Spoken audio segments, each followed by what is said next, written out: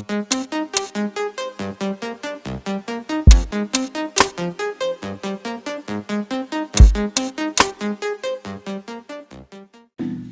you one more time for coming and watching these videos with me. It's like a super pleasure with me to share, this content.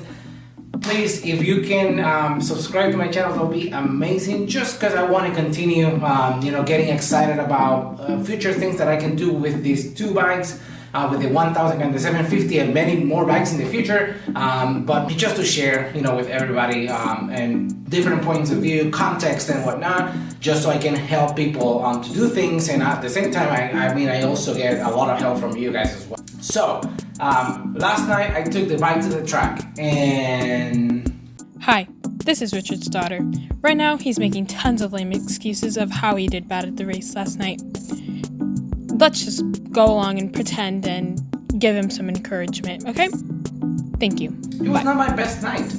And if I think about 6 months ago when I went the last time, I think I also said the same thing. So that this is becoming a pattern. It's actually becoming repetitive and pretty frustrating, and I need to do something about it. So I will be very hypocritical, I guess, just to post only the good things and not posting everything else that happens when you take the bikes to the track. So last night I did not, it wasn't a bad night, it was just not the result that I was looking for. So I already got all the excuses out of the way, so now is the point to talk about what we do moving forward. I want to say one thing before I continue, and that is kudos to you drag racers who are amazing. I'm not even talking about reaction time, so like kudos to you for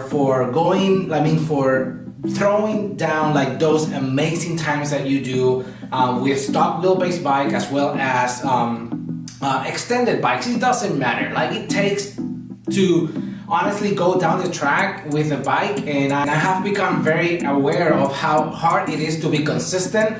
And it's so easy for people on the bleachers to be like, oh, that guy's super slow, or that guy's, what is this guy doing? Like, man, if you have never tried it, you will never know. And for those of you who have like that natural talent just to go out and be consistent and just go out and throw out like the best time ever, kudos to you. I have a lot of appreciation for what you do. So with that out of the way, what are the things that we have to work on, and what did I discover yesterday? So luckily for me, I have my Pod 300 and I loved all my passes. So I did 4 passes last night. My best one was a 10.7, which is not the best, and I have put a lot of money for going from a 10.5 about a year ago to a 10.7 after spending so much money on the bike. So my logs actually reveal something amazing to me. It is that I did a 10.7, but I actually did not open my throttle fully for any of my passes last night. So I mean, if you think about it, like, it was a test and tune, so I was not even paying attention to the reaction. And when I go to a test and tune, sometimes I actually wait just so make sure that I can focus on my race, and not on my race, but on my time, or actually it is my race.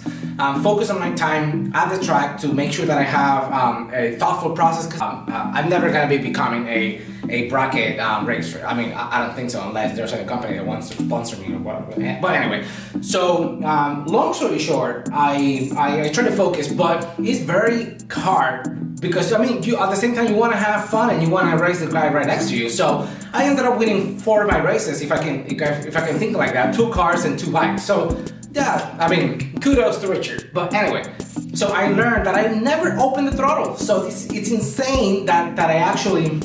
And I'm not talking that it took me a long time to open throttle because I was scared of like wheelie or something. No. I did not open throttle. So I stayed at like 80-something%, or in some cases I almost reached 90, but I never got to my full potential of like wide open throttle. So shame on me.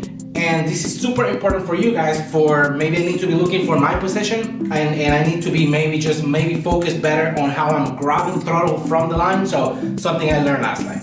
Secondly, I actually have a huge problem with my 60, which I talked to you guys about last time.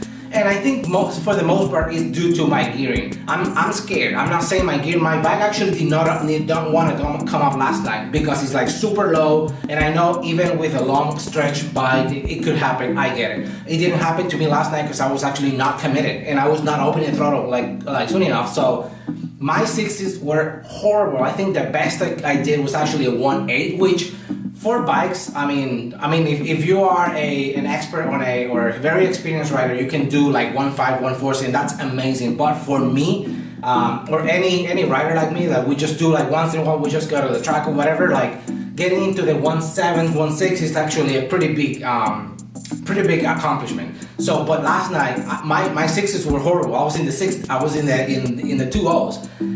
And in addition to that, I was playing with my launch control. So on my second, third pass, I realized that I was way too soft on my launch control. So I had it set up to 4 grand or 4,000 RPMs, but I can still rev it up higher.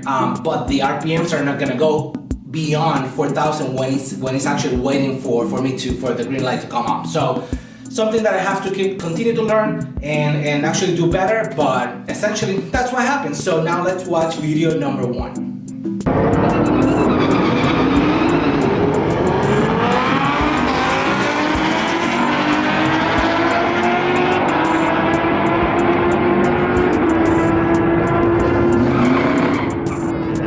So with that's what happened in video number 1. Take a look at video number 2.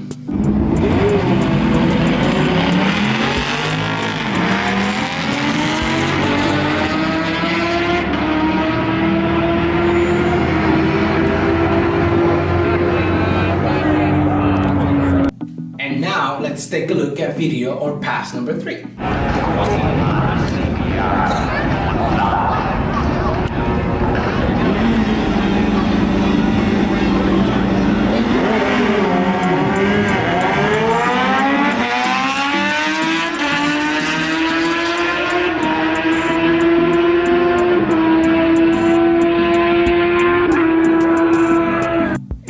Let's take a look at video or pass number 4.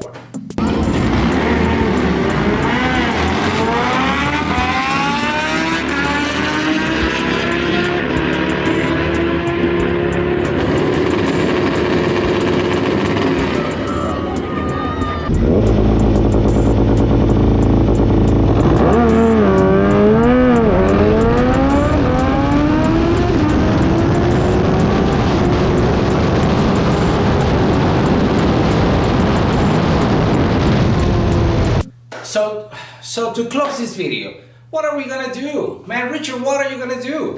So I'm gonna try it again. I might want to go to a different track next time because I want to have the ability to hot lap and be able to do one thing, think about my mistakes and do and try to correct them. Secondly, I'm going to change my gearing. Right now, there's no mystery. I'm running a 1547, which is a -2 +3 in the rear. So it's pretty aggressive. I'm potentially gonna be keeping the 3 in the rear, but I might go to a 16 in the front, just to make it a little bit better to leave, and hopefully I can just improve my 60s by having the ability of like getting wide open throttle as soon as possible. And maybe if I were to drop maybe to a 1.6, I can probably do very close to 10.0. And just to mention, no nitrous was used on these passes. That was all NA. I did not do any nitrous last night.